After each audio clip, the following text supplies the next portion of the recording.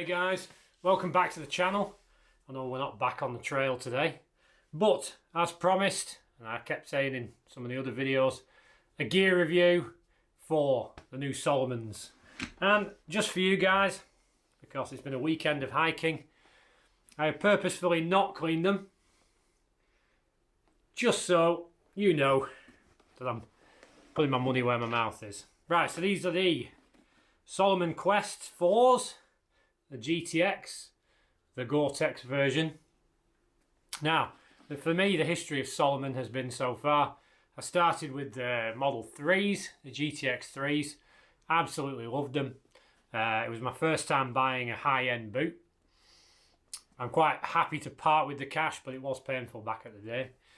So we started with them. They didn't last as long as I'd hoped for, which was quite disappointing. But I offset that against the fact that there were no blisters, no rub spots, absolutely no problems whatsoever. There is a common problem with all these boots I'll get to in a minute. But the Model 3s were fantastic. The only problem was, when I came to buy some more, I couldn't get any of them. I don't know if that was a supply issue or what, maybe discontinued, no idea. So at the time, money was a bit tight, so I went for the Model 1s, which, if you've seen the previous gear review video, was the GTX, the original. And we had a love-hate relationship, didn't we? They got absolutely drenched, they let a lot of water in, and although still no blisters, still no rubbing, I was quite annoyed that in the 21st century, we're still having wet feet problems. And that brings us to this, that after trying to sort out maybe a leather version, which failed absolutely miserably, I bit the bullet, came back to Salomon just because of the comfort. So here we are. This is the 4, the GTX 4. Retails nearly £200. This I managed to get in a sale for 130. Pretty much the same thing as the 3s, not as, a little bit more advanced than the Model 1s. But these kind of a lot higher here on the ankle support than the 3s. Got this unusual sort of wider, let me show you there, this wider strap of leather, whether it's just for aesthetics or what, but it does give you a bit more room right on the bridge of your foot, and still has the same little locking thing for your ankle locks. You know, if you really want to pull the laces in, pull the whole boot into your ankle, it's got these, quite like them. And the Model 1s didn't have that, they were just standard laces. This was the metallic green version. You probably can't tell anymore because it's caked in mud. Now, I've worn these not only to sort of, I'll say break in, you don't really need to break these in. I wore these on a night out with my wife, don't laugh. I really just don't get dressed up anymore, just not bothered, don't care. So I wore these straight away, no problems, comfort, out of the box. They felt perfect, they felt comfortable, like little clouds on my feet. Then did 2 hikes, did I do 2? Did 3 hikes, which have been videoed. 2 have been videoed, one was today, which was out with my mate Chris, just for a catch up. Just went up Rivington Pike, did a 5 miler, and went to the pub, basically. Still, no problems. No rub spots, which is why I'm a big Salomon fan. You will see me on Instagram praising them. Kind of had a falling out with them, like I said, this year on one of my trails where I just got so fed up of having wet feet. Now I've reached a point where, okay, wet feet, it's just par for the course. If I don't get any blisters, I don't get any rubbing, still win. So that's been my experience. Let's get to the pros and cons. The pros, literally, no matter who buys them, as long as you buy a size half bigger than you would normally, so I'm an 11, these are 11 and a halves, you won't have any fitting problems 99% of the time. I know there are some cases when people have told me that 1 or 2 have had problems, but I think it might have been a manufacturing problem. Don't know. But the majority of people swear by these. Yeah, they're pricey. I'm not going to lie. Nearly £200. I don't think you can put a price on a boot that you never get blisters from. That's my feelings. I know as soon as I put these on, I'm not going to have any problems. The GTX 1, I did 32 miles in a single day. Still had no blisters. So it's a win. I like the colour schemes. Like I said, I went from metallic, sort of woodlandy green, Really do like this kind of colour scheme now. It might be my standard colour scheme.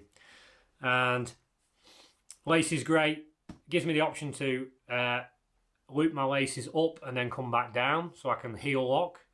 Google it if you don't know what that is. I do tend to have sort of sliding issues around about my heel, so I like to lock the boot in.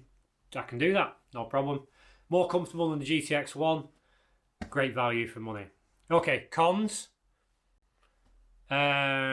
Yesterday on the Bowl and Fells video, I did put my foot into sort of bog moss and water got into this top bit here and I felt it. Felt the coldness of it, and I did feel a bit of moisture. So, did not expect these to be waterproof, and they are not waterproof out of the box. Whether you want to play about with treatments I've tried before, never really worked for me. They do say that they're Gore-Tex, but doesn't seem to want to keep the water out. Didn't expect it to. It's a synthetic boot. I'm just going to live with it. Salomon's, the Salomon 3 and the Salomon 1, for me, both tended to wear out quickly for a boot that's £200. Maybe that's just the way things are. I'm just going to have to learn to live with it. So the GTX 1 has put some serious miles in, and a lot of the heel has worn away. It's now quite smooth. So, not expecting great long life. If they make it to the end of this year, I'll be very happy without me having to replace them. I don't wear these for anything but hiking now, so the GTX 1s are my dog walking boot, so I'm not wasting shoe leather on walking the dog. Other con, the brain's gone. I had one. What was my con? So we haven't got the waterproofedness. I'm not sure about this. You can see this kind of thing coming away here. You can see. I'm not sure about that. Not quite sure how I feel about it. Yeah. Either or. Yeah, that was it. Just had to remind myself. The last con was, I've found with Salomons, they don't do well on wet rocks. Maybe boots don't do well on wet rocks. Don't know. You can argue with me. But these particularly, especially the ones, just slip. They just literally, my foot goes straight out from under me on the slightest bit of moisture. And these, again, on the last two walks, did the same. I felt my foot go a couple of times. Don't quite have the grip on wet rock. I do wish boots would.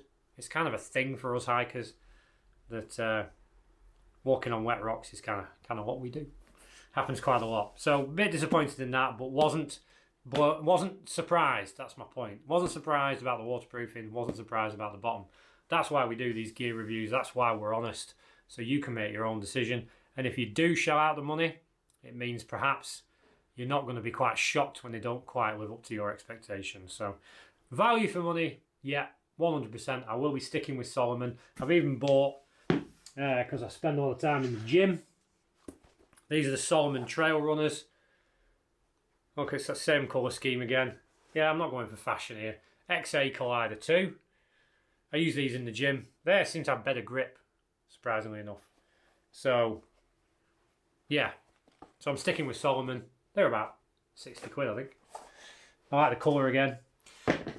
So yeah, happy to promote Salomon at the moment, unless of course things change in the future, and I hope that helps. So as promised, a gear review for the Salomon GTX 4s, and you can make an informed decision. A lot of people go with other brands, different kinds of boots. Let me know what you think in the comments, but for me it's going to be Salomon's from now on. Anyway guys, there you go. I like to keep these reviews short and honest. Hope I've done that today. And I will see you next time back on the trail.